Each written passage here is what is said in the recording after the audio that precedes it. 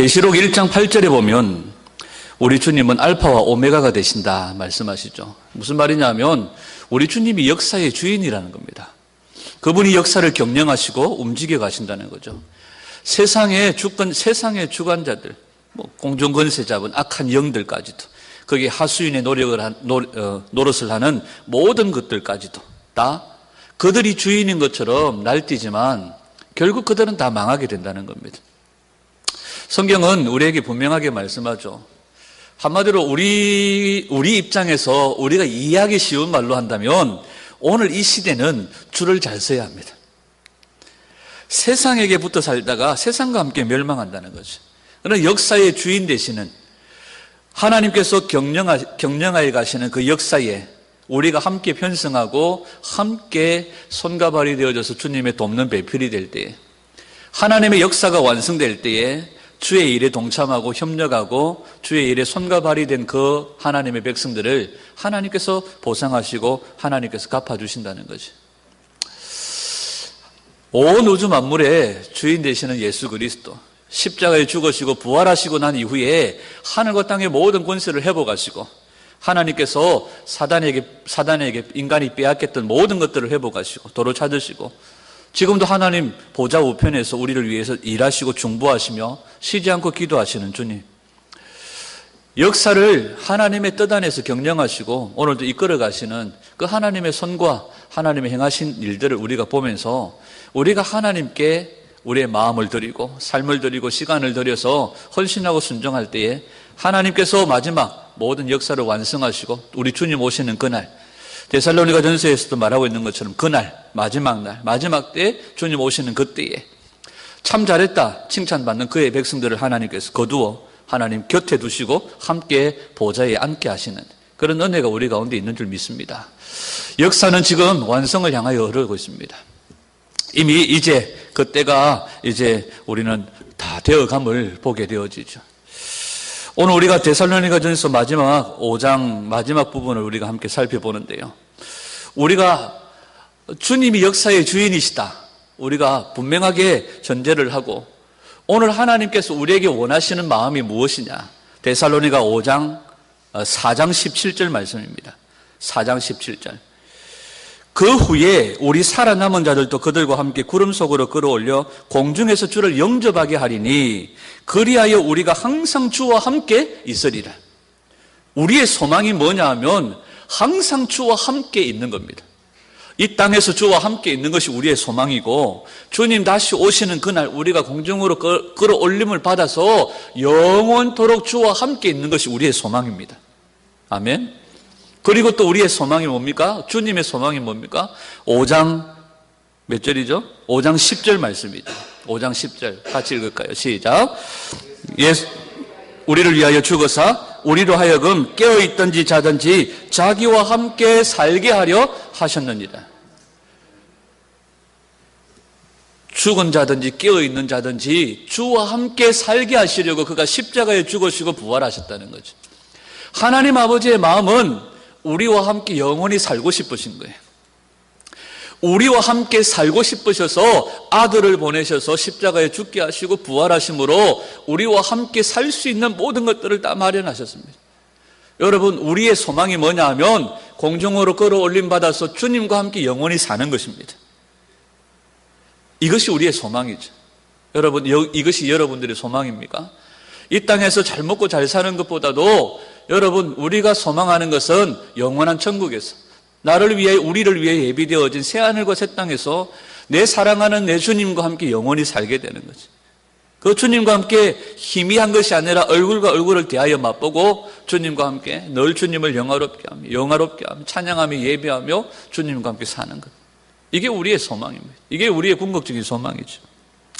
그러면서 바울은 이것이 우리의 소망이다 이렇게 말하면서 그 바로 이어서 똑같은 말을 합니다.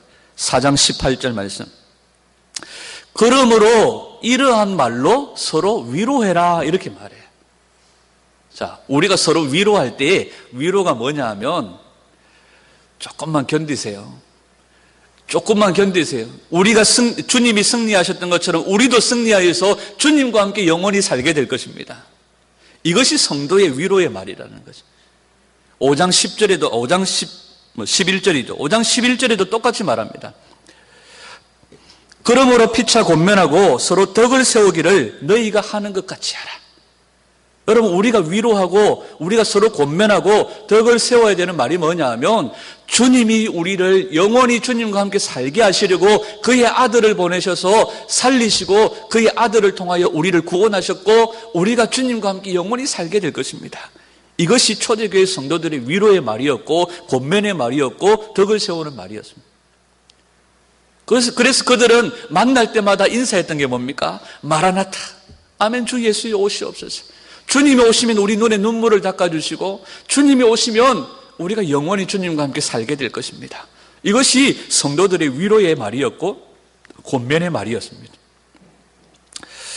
오늘 우리가 읽은 본문은 이제 주님 오심을 기다리는 성도들이 이 땅에서 어떻게 살아야 할지를 우리에게 말씀합니다. 사도 바울의 편지의 형식을 보면 거의 비슷한 패턴을 가지고 있습니다.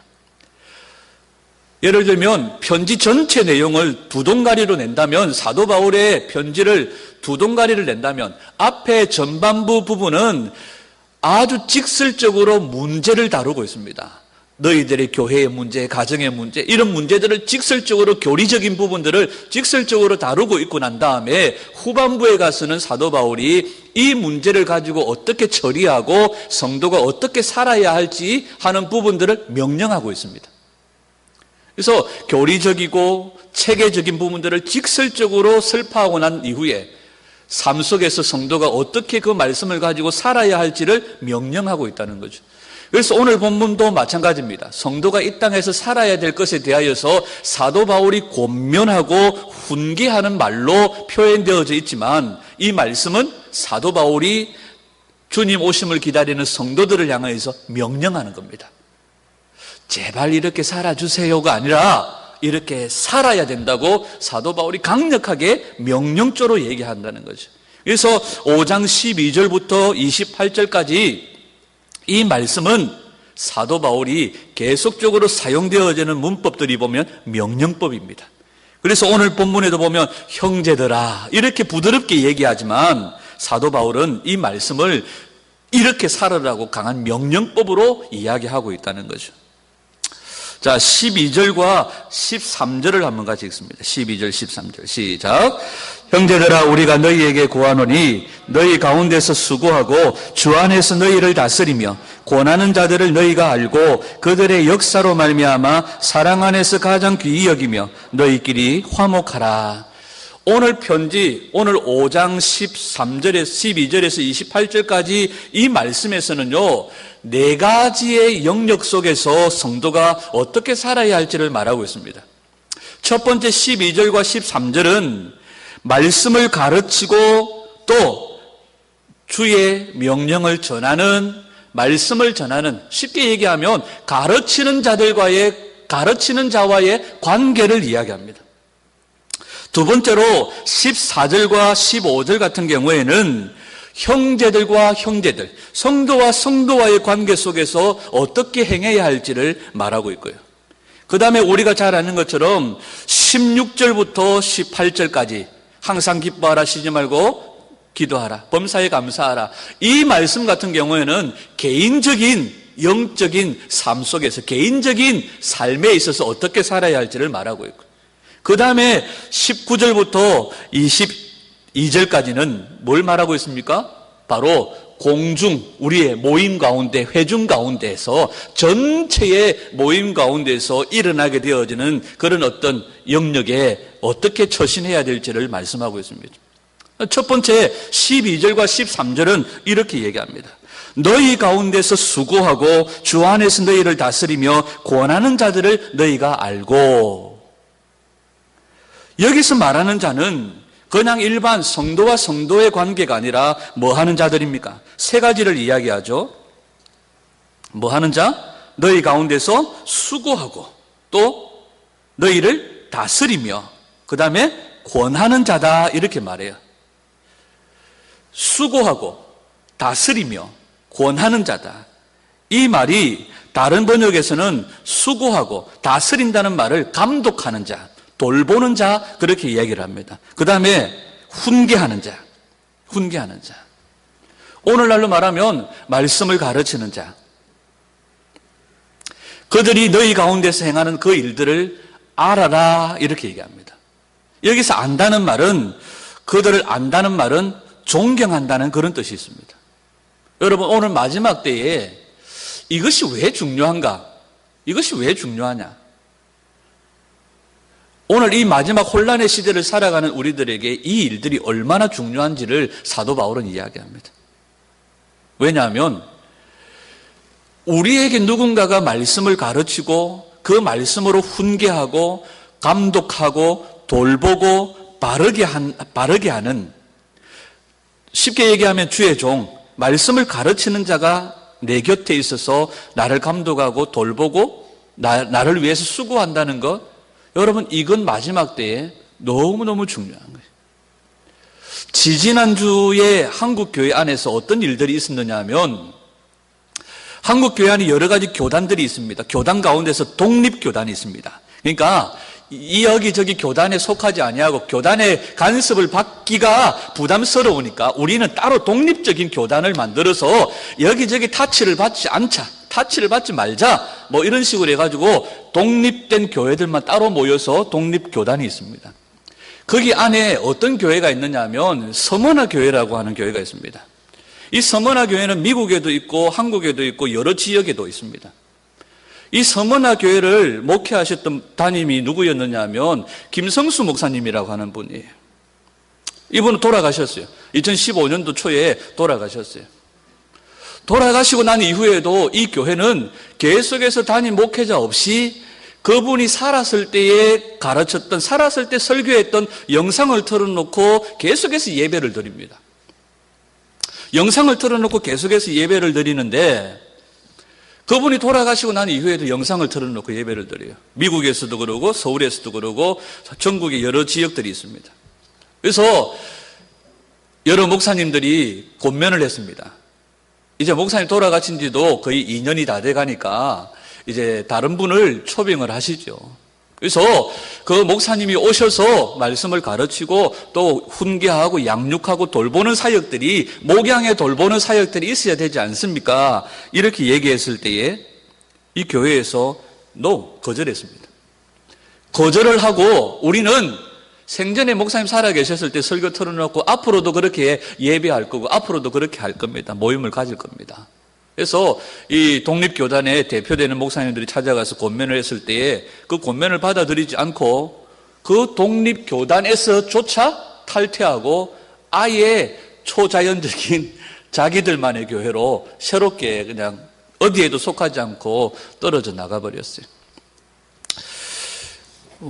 그 목사님의 설교가 아주 깊이 있고 탁월할 수 있습니다. 탁월할 수 있고 그 어느 목회자보다도 뛰어날 수 있습니다. 그러나 오늘 이 마지막 때 우리에게 목양의 돌봄이 있는 하나님의 종들을 통하여서 가르침을 받고 훈계를 받고 양육을 받고 감독을 받는다는 이 일은 이 마지막 때에 우는 사자와 같이 삼킬 자를 찾고 있는 악한 마귀가 날뛰는 이 시대에 목양의 돌봄을 받는 이 일은 무엇보다도 중요하다는 거죠. 그런데 사도 바울은 이 이야기를 하면서 그렇게 훈계하고 돌보고 가르치는 자들을 존경하라고 얘기를 해요.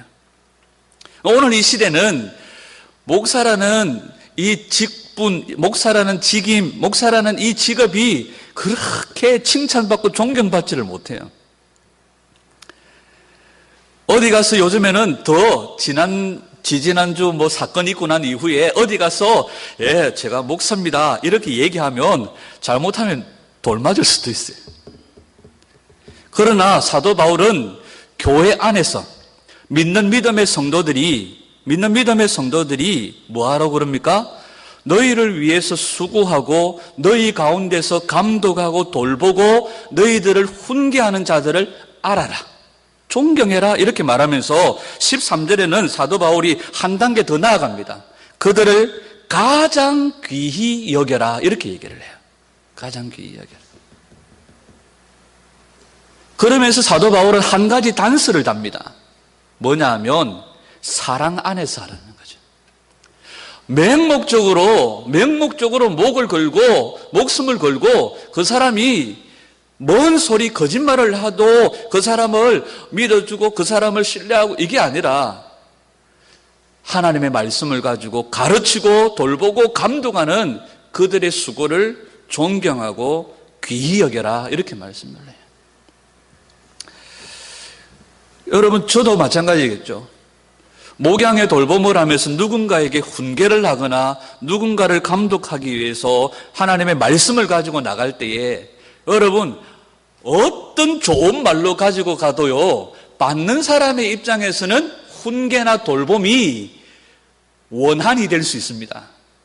이것이 받아들일 수 없는 일들이 될 수 있습니다. 예를 들면 너무너무 사랑하는 나머지 이대로 둬서는 안 되겠다. 예를 들어서 정규야 너 그따위 식으로 살면 안 돼.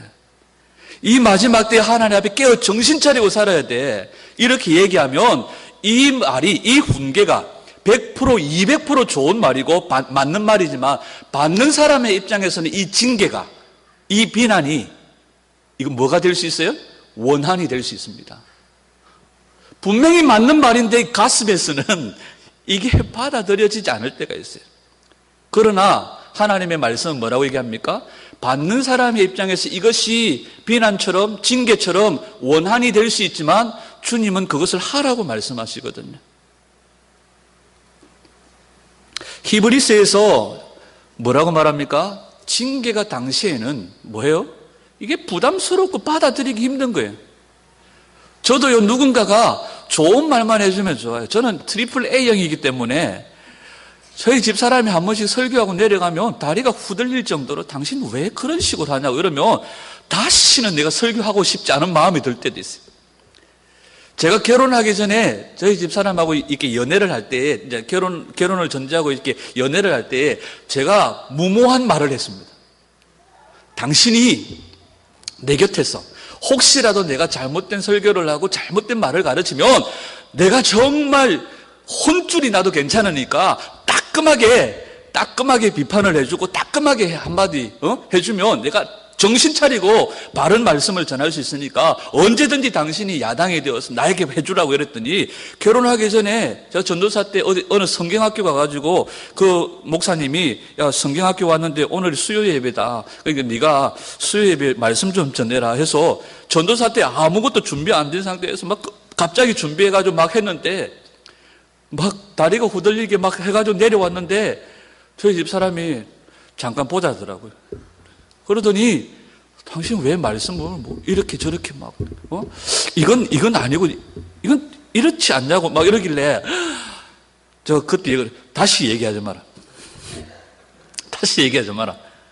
분명히 네 말이 맞는데 야 이렇게 그때 당시에 상당히 받아들이기가 힘들. 요즘에도 가끔씩 제가 설교를 하고 내려가면 피드백을 해줘요.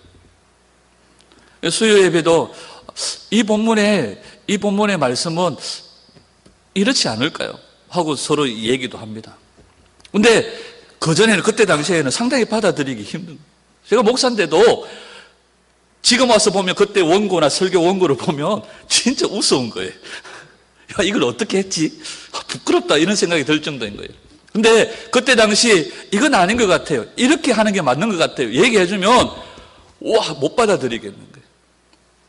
지금 그게 참 감사하다는 생각이 들 때도 있어요. 여러분 오늘 이 마지막 때를 살아가는 우리들에게 꼭 여기에서 말씀을 전하는 주의 종 목사만은 아니에요. 우리 안에 리더로 세움을 받아서 수고하고 돌보고 양육하고 훈계하는 자들이 앞으로 더 많이 일어날 거예요. 그것이 목장의 리더가 될 수 있고 작은 교회의 리더가 될 수 있고 셀의 리더가 될 수 있어요. 그들이 우리에게 하나님의 말씀 사랑 안에서 훈계하고 돌보고 가르치고 양육할 때에 여러분 우리가 그것을 잘 받아들이고 그들의 수고를 알아주는 것들이 너무너무 중요한 거예요. 아, 나 못 받아들이겠어. 교회가 막 아니면 뭐 다른 데는 없나? 많죠. 그러나 따스한 사랑으로 하나님의 말씀으로 돌보고 훈계하고 양육하는 그 따뜻한 가슴을 가진 사람들을 쉽게 만나기 힘들 거예요. 역대하 20장 20절에 보면 이렇게 말씀합니다. 여호와를 신뢰하라. 그리하면 너희가 견고히 서리라. 그의 선지자를 신뢰하라. 그리하면 너희가 형통하리라. 여러분, 제 자신이 부족하다는 것 제가 알고 여러분들이 알잖아요. 최선을 다해서 사랑으로 말씀을 가지고 훈계하고 양육하고 돌보려고 합니다. 그러나 여러분들이 그것을 받아들이기 힘들 때가 있을 거예요. 그러나 그 사랑의 수고를 잘 기억해 주시기를 바라요. 이건 뭐냐면 사람을 잘 섬겨라, 사람을 잘 대접해라, 그게 아니에요. 아, 이게 사랑으로부터 오는 훈계구나. 나를 돌보는 양육의 모양이구나. 아, 이게 목사님이 네 미우니까, 다시는 보기 싫으니까 뭐 어디 가든지 말든지 네 알아서 해라, 이게 아니라 내 영혼을 살리기 위해서 나를 돌보는 돌봄이구나 하는 것을 기억해 주시기를 바라요. 그리고 우리 안에 작은 교회 리더들이 사랑으로 훈계하고 사랑으로 돌보고 사랑으로 양육하는 일들을 여러분 작은 교회 안에 있는 우리 성도들이 알아주셔야 돼요. 아이고, 막 치는 뭐 잘난다 뭐 이래 보면 앞으로 주님 오시는 날까지 소망 없어요. 우리가 서로 부족하지만 사랑 안에서 말씀으로 가르치고 훈계하고 양육하는 자들을 잘 기억하셔야 돼요. 잘 알아주셔야 돼요. 존경한다는 건 뭐예요? 그의 훈계를 잘 받아들이는 것이. 그리고 내 삶을 고치는 것. 자, 다시 넘어갑니다. 14절과 15절을 보겠습니다. 14절과 15절 시작. 또 형제들아, 너희를 권면하노니 게으른 자들을 권계하며 마음이 약한 자들을 격려하고 힘이 없는 자들을 붙들어주며 모든 사람에게 오래 참으라. 삼가 누가 누구에게든지 악으로 악을 갚지 말게 하고 서로 대하든지 모든 사람을 대하든지 항상 선을 따르라. 이것은 성도와 성도의 관계 속에서 일어나는 일들입니다. 어떻게 처신해야 되느냐? 자, 우리 안에 14절에 게으른 자들, 그 다음에 마음이 약한 자들, 그 다음에 힘이 없는 자들이 나와요. 여기서 말하는 게으른 자들이라고 하는 것은 다른 번역에 보면 규모 없는 자들이에요. 우리 옆에 보면, 우리 곁에 보면 믿는 성도이지만 규모 없는 자들이 있어요. 저희 어렸을 때 저희 어머니가 저보고 늘 했던 말이 있습니다. 저는 그 말이 아직까지도 무슨 말인지 무슨 뜻인지 잘 모르겠어요. 저희 어머니가 저에게 한 번씩 가다가 화가 나가지고 하시는 말이 있어요. 이게 경상도 말인지 일본 말인지 아직도 번역이 안 됩니다. 그러나 그 의미는 뭔지 알아요. 한 번씩 제가 뭐 잘못하면 저희 어머니가 저에게 이래요. 야, 니네 인마 매착 빠꾸가 없냐. 이게 매착 빠꾸가 없다는 거예요. 매착 빠꾸, 이게 경상도 말인지 일본 말인지 아직도 이게 제가 잘 몰라요. 그러나 이 매착 빠꾸가 없다는 이 말이 이게 규모가 없고 아주 뭐 이게 뒤죽박죽의 형편없는 그런 상태라는 걸 제가 알아요. 제가 어렸을 때 늘 그런 말을 들었던 것 같아요. 여러분, 우리 주변에도 규모 없는 자들, 오늘 우리가 가지고 있는 성경에는 게으른 자들이라고 말이 돼 있죠. 규모 없는 자들, 규모 없는 자들. 이게 뭐냐 하면 무질서하고 무책임하고 게으른 자들을 이야기합니다. 이런 자들을 어떻게 하라고요? 권계하라. 다른 번역에는 경고해라, 이렇게 말해요. 여러분, 오늘날 우리가 서로 위로하고 격려하는 삶을 살아야 돼요. 주님은 우리가 영원히 우리와 함께 살게 하시려고 십자가에 죽으시고 부활하셨습니다. 여러분, 우리가 주님과 함께 영원히 함께 살게 되어질 믿음의 동력자들이잖아요. 그런데 옆에 보면 규모 없는 자들이 있어요. 무책임하고 게으르고 무능력한 자들이 있어요. 어떻게 해요? 아이고, 이게 아니라 사랑 안에서 훈계하고 위로하라는 거예요. 그래서 서로 세워주고 온전하게 해서 주님과 함께 영원히 살게 될 것을 함께 기대하며 달려가라는 거죠. 그 다음에 또 어떤 자들이 나옵니까? 마음이 약한 자들이 있어요. 마음이 약한 자들. 이건 뭐냐 하면 겁이 많은 자들이에요. 이 마지막 때 엔타임을 살아가는 성도들 가운데 마음이 약한 자들이 있어요. 아이고, 환란이 오면 어떡하. 다른 사람은 다 올라가고 나 혼자 남으면 어떡할까 하고 부들부들 떨면서 막 이러는 사람들이 있어요. 그런 자들을 어떻게 하라고요? 여러분, 겁이 많은 자들, 두려워하는 자들에게 가장 최고의 명약이 뭐냐면 다른 게 없습니다. 야, 떨지 마라. 와 이리 호들갑을 떨어샀노? 이게 안 통해요. 겁이 많은 자들, 두려워하는 자들은 한 가지 방법을 얘기합니다. 옆에 서서 곁에서 붙들어 주는 거예요. 그냥 붙들어주고 보듬어 주는 거야. 야, 임마누엘, 하나님이 함께 하시잖아. 옆에서 붙들어 주는 거예요. 데살로니가 교회 성도들 가운데서도 이런 사람들이 있었습니다. 주님이 벌써 재림했대. 우리는 뭐야? 이런 자들이 있었다는 거죠. 사도 바울은 그것을 이야기하면서 이런 자들을 옆에서 붙들어 주라는 거예요. 그 다음에 세 번째 어떤 자들이 나옵니까? 힘이 없는 자들. 힘이 없는 자들. 이 힘이 없다는 것은 뭐 건강의 어떤 연약함도 얘기할 수 있겠지만 어떤 자들입니까? 또 물질이 없어서 가난한 자들, 이런 자들이 있어요. 사도행전에 보면 서로 물건을 통용하고 네 것이 내 것이 아니고 네 것이 내 것이 아니고 서로 유무상통하는 은혜가 있었잖아요. 이게 바로 그런 은혜라는 거죠.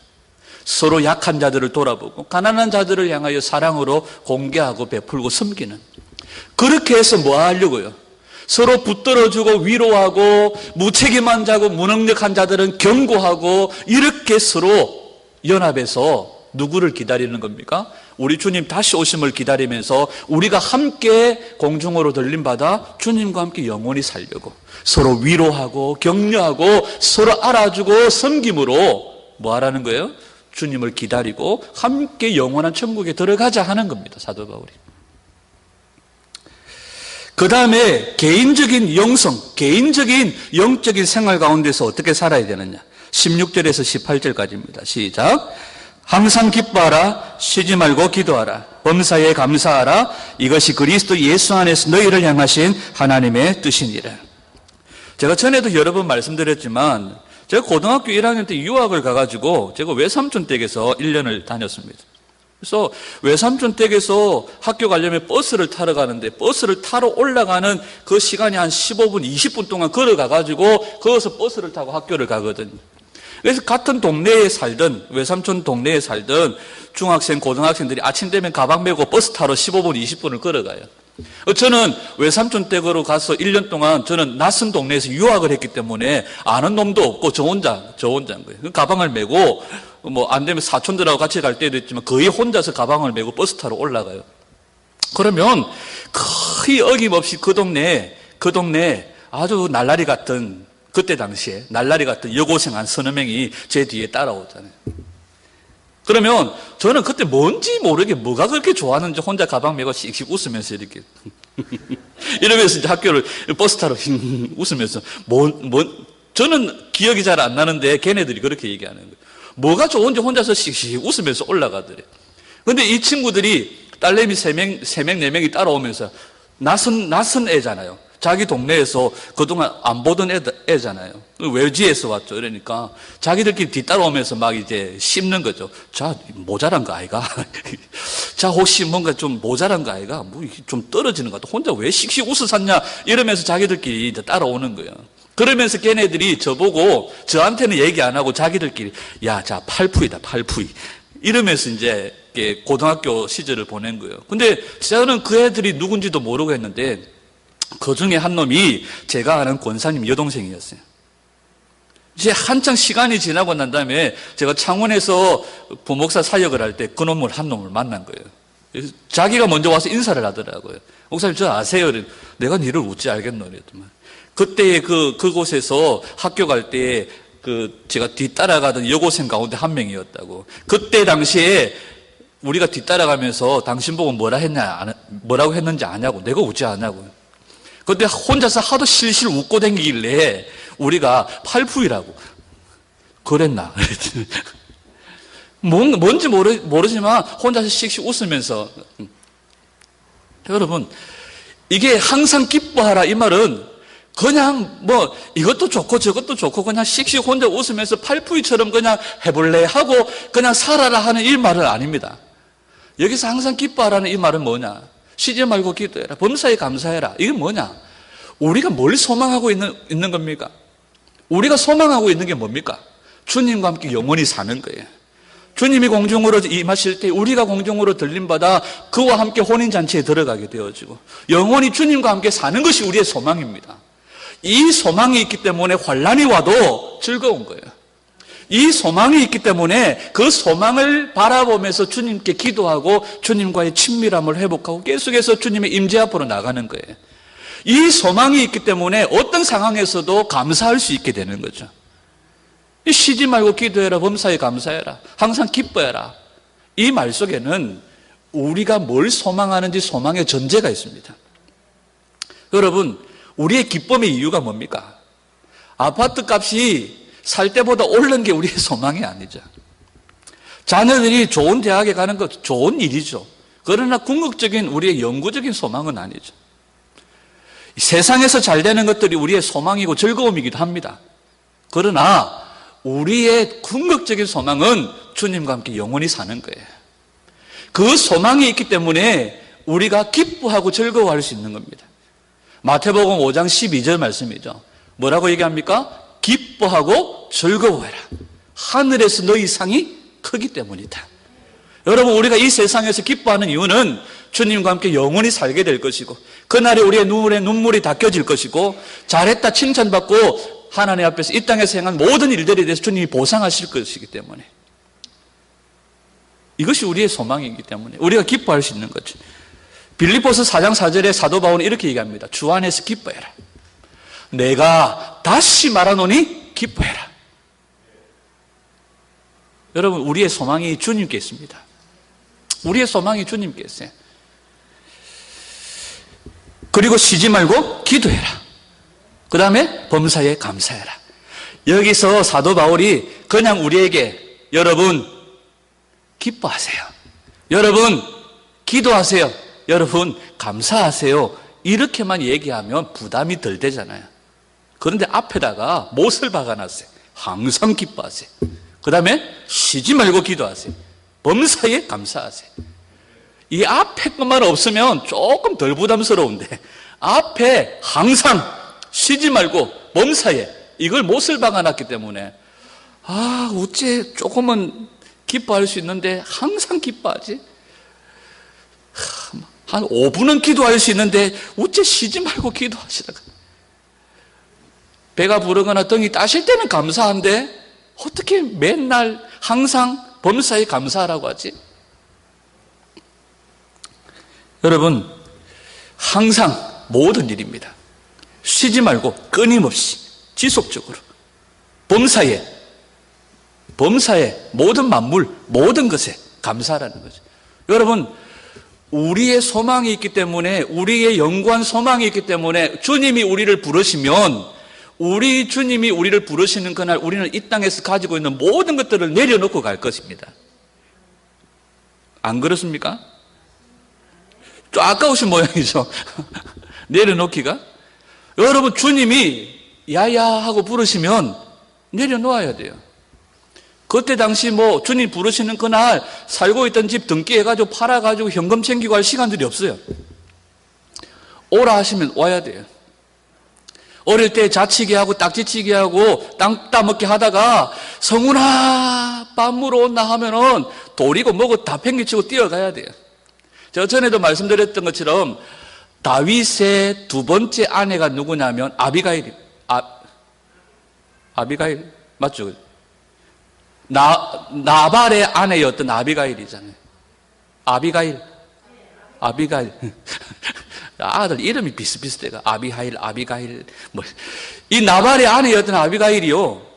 나발이 죽고 난 다음에 다윗이 신하들을 보내가지고 왕이 당신을 아내로 삼으려고 합니다. 말 떨어지기가 무섭게 말에 타고 있는 거예요. 갑시다. 저는 이게 성도의 모습이라고 생각해요. 제가 한번 생각을 해봤어요. 나발은요, 포도원도 가지고 땅도 있고 양도 많고 엄청난 부자였습니다. 남편이 죽고 나면 아들에게 상속될지 모르겠지만 엄마가 이거요, 부동산 중개소에 가서 땅 넘기고 재산 처리하고 양 팔고 해가지고 현금을 바꾸어서 이렇게 재산을 자기 앞으로 돌리는 데만 시간이 많이 갈 것 같은데 아비가일은 나발이 죽자마자 왕이 당신을 아내로 맞이하려고 합니다 하고 말 끝나고 신하들이 이 여자를 찾으니까 말 타고 있는 거예요. 갑시다 하고 바로 그 길로 와서 다윗의 아내가 되어졌습니다. 제가 궁금한 거예요. 그 뒤에 재산은 누가 처리했을까?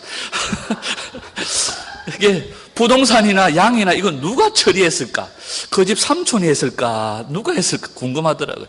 여러분, 우리 주님이 부르시면 언제든지 우리는 다 팽개치고 가야 되잖아요. 여러분, 이 세상의 소망이 아니기 때문에.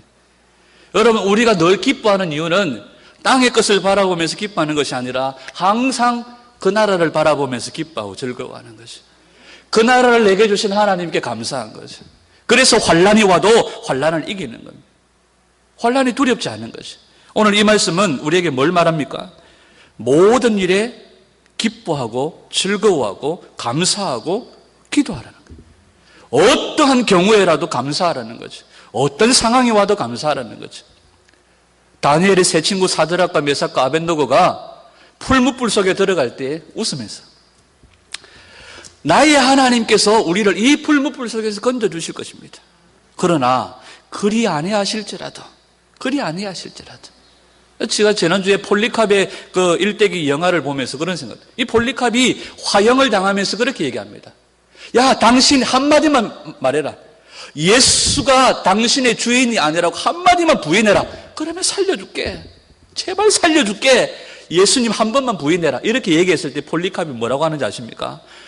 내 생애 86년 동안 나의 사랑하는 나의 예수님은 한 번도 나를 버리신 적도 없고 나를 배반한 적도 없고 나를 부인한 적도 없다.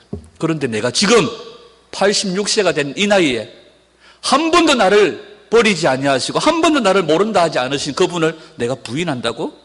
나는 절대 그렇게 못한다. 나를 죽여라. 빨리 불 갖고 온나. 빨리 불 갖고 온나. 그렇게 죽임을 당한 거죠. 여러분, 이 데살로니가 교회 안에 두려워하는 자들이 있었고 무책임하고 무능력한 자들이 있었고 게으른 자들이 있었지만 성도가 서로 위로하고 격려하고 세워주어서 온전하게 준비되라고 말씀하고 계세요. 그리고 한 사람 한 사람이 하나님 나라를 소망하면서 즐거워하고 기뻐하고 그 주님을 바라보면서 감사하고 어떤 경우에라도 어떤 일이라도 어떤 상황에라도 그렇게 기뻐하며 기도하며 감사하며 살라고 말씀하시는 거예요. 이것이 그 뒤에 가서 무슨 말로 결론이 되어집니까? 주 예수 그리스도께서 강림하실 때에 우리 모두가 하나님의 말씀을 가르치는 자와 성도와 또 개인의 영성 속에서 영과 혼과 육이 아무 부족함이 없어 주님께서 오시는 그날 흠없이 주님 앞에 들려질 수 있도록 그렇게 관계 속에서 그렇게 개인의 영성 속에서 영적인 삶 속에서 주님 앞에서 온전히 준비하고 있다가 주님을 맞이하라고 사도 바울이 말씀하고 있는 거죠. 결론의 말씀으로 히브리서 12장 14절 말씀입니다. 히브리서 12장 14절 모든 사람과 더불어 화평함과 거룩함을 따르라. 이것이 없이는 아무도 주를 보지 못하리라. 여러분, 거룩함과 정결함으로 나가셔야 돼요. 오늘 이 시대는 거룩함과 정결함으로 달려가야 될 때인 줄 믿습니다. 개인적인 삶 속에서 소망하는 그 나라를 바라보면서 늘 감사하고 기뻐하고 쉬지 말고 기도하고 끊임없이 주님을 가까이 하여서 우리 자신들을 거룩함과 정결함으로 세워갈 뿐만 아니라 성도와 성도의 관계 속에서 그렇지 못한 자들을 세워주고 약한 자들을 붙들어주고 격려하면서 이 모든 것 속에서 베이스는 뭐냐 하면 사랑입니다. 사랑. 그리고 말씀으로 돌보고 훈계하는 자들은 니나 잘해라 이게 아니에요. 신뢰하고 믿음으로 받아들이고 나를 고치고 그리하여 우리 서로가 붙들어주고 격려하고 경고하고 서로 다독여주면서 어디로 나아가야 되는 겁니까? 거룩함과 정결함으로 나가는 거예요. 그리하여서 주님 오시는 그날 아무도 부족함이 없이 다 주님 앞으로 갈 수 있도록 그렇게 준비되는 삶을 살라고 우리에게 말씀하시는 거죠. 여러분, 이게 보통 일이 아니에요. 말은 쉬운 일이죠. 돌보고 훈계하고 요즘 저는 그런 생각들이 듭니다. 예전 같으면 모르겠지만 요즘에는 누군가에게 훈계와 돌봄의 일들을 하고 믿음으로 사랑으로 징계하고 훈계하고 양육하는 것들이 어려워요. 왜? 안 받아들이니까, 못 받아들이니까, 거부하니까. 성도와 성도의 관계에서 붙들어주면 네가 왜 그러는데? 그래서 참 가까이 다가가기도 참 힘들어요. 믿음 안에서 소망하는 그 나라를 바라보면서 기뻐하고 즐거워하며 아따 별났다 하는 소리도 들을 수 있어요. 어떨 때는 야 주님 오시는 그날까지 이렇게 완전함과 거룩함과 정결함으로 나갈 수 있을까 하는 마음도 들어요. 그러나 소망이 뭐냐면 오늘 데살로니가 전서 5장 몇 절입니까?